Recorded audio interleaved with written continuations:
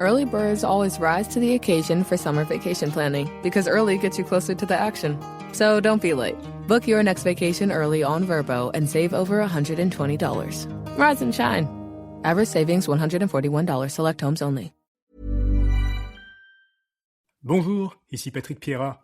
Ce bulletin audio InfoBref Matin vous est offert par le réseau Action TI. Voici l'essentiel des nouvelles en ce jeudi 14 mai. Selon un sondage de la firme montréalaise Synopsis, le Parti québécois et le Parti libéral du Québec sont à égalité en tête des intentions de vote, avec chacun 30% des intentions en vue des élections d'octobre. La CAQ poursuit sa remontée en troisième position à 18%, le Parti conservateur du Québec est quatrième à 13% et Québec solidaire demeure dernier à 8%. Le gouvernement du Québec propose des mesures pour prévenir la violence conjugale. Yann Lafrenière, vice-premier ministre et ministre de la Sécurité intérieure, a déposé un projet de loi visant à lutter contre la violence entre partenaires intimes et contre les féminicides, les meurtres de femmes commis en contexte conjugal ou en raison de leur genre.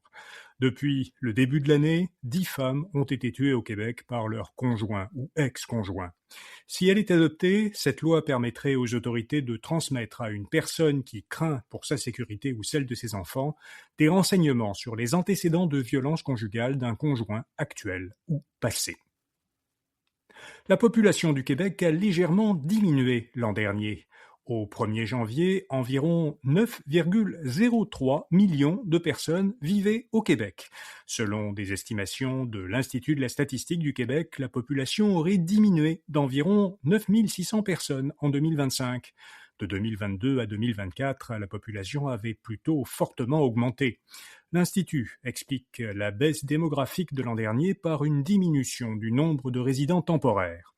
Et puis pour la deuxième année consécutive, le nombre de décès a dépassé celui des naissances au Québec. La pétition sur l'indépendance de l'Alberta a été invalidée. Une juge albertaine a statué que la pétition qui réclamait un référendum sur l'indépendance de l'Alberta et qui a été signée par plus de 300 000 personnes n'aurait pas dû être autorisée. Selon plusieurs médias, la juge estime qu'Élections Alberta n'aurait pas dû accepter la pétition. Elle a expliqué que le gouvernement albertain n'avait pas respecté son obligation de consulter les Premières Nations, dont les droits pourraient être affectés par l'indépendance de l'Alberta. Danielle Smith, la première ministre albertaine, a qualifié la décision d'antidémocratique. Son gouvernement prévoit de porter le jugement en appel. La nomination du nouveau président de la Réserve fédérale est confirmée. Kevin Warsh succédera bien dans les prochains jours à Jerome Powell à la tête de la Banque centrale des États-Unis. Sa nomination comme président de l'institution, annoncée en janvier par Donald Trump, a été approuvée hier par le Sénat américain. Elle a été soutenue par les républicains et un seul sénateur démocrate. Powell avait indiqué qu'il demeurerait au moins temporairement dans le Conseil des gouverneurs de la Banque centrale après la fin de son mandat de président. Maintenant un mot de notre commanditaire. La 39e édition du concours des Octas vous donne rendez-vous le 4 juin à Montréal pour une soirée qui rassemblera plus de 350 acteurs de la communauté d'affaires et TI du Québec. Venez célébrer les projets innovants et reconnaître le travail des équipes qui font avancer notre écosystème numérique. Réservez votre place dès maintenant. Le lien est dans la description de l'épisode. Un hébergeur de données québécois est passé sous contrôle américain. Goldman Sachs, une banque d'investissement new-yorkaise, est devenue l'actionnaire majoritaire de Qscale, une entreprise de Lévis. Qscale exploite dans cette ville un grand centre de données conçu pour répondre aux besoins de l'intelligence artificielle. Les fondateurs de l'entreprise disent qu'ils continueront de la diriger. Ils expliquent que la transaction permettra à Qscale d'obtenir du financement et des contacts qui favoriseront la croissance de l'entreprise. Il est prévu que le siège social de l'entreprise demeure au Québec. La location de bureaux bénéficie des investissements en technologie.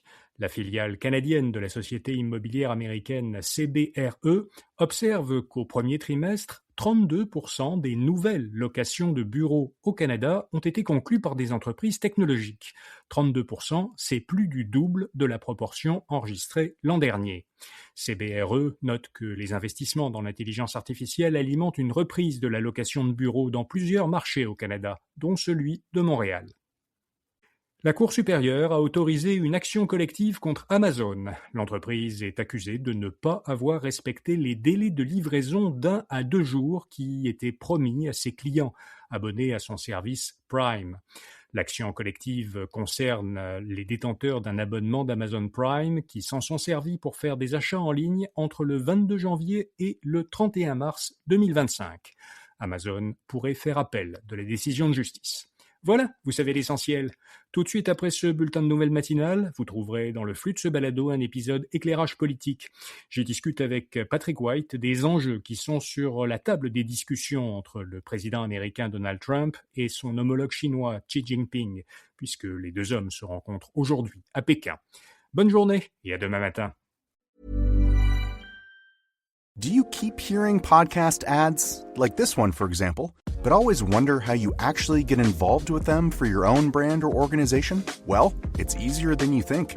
We're Acast, and we give you the platform to do it all yourself. Browse thousands of popular podcasts, choose the shows that match your perfect audience, set your budget, and launch. And if you want a hand, our podcast specialists are there to help you launch with confidence. This is podcast advertising without barriers. Get started at acast.com/advertise.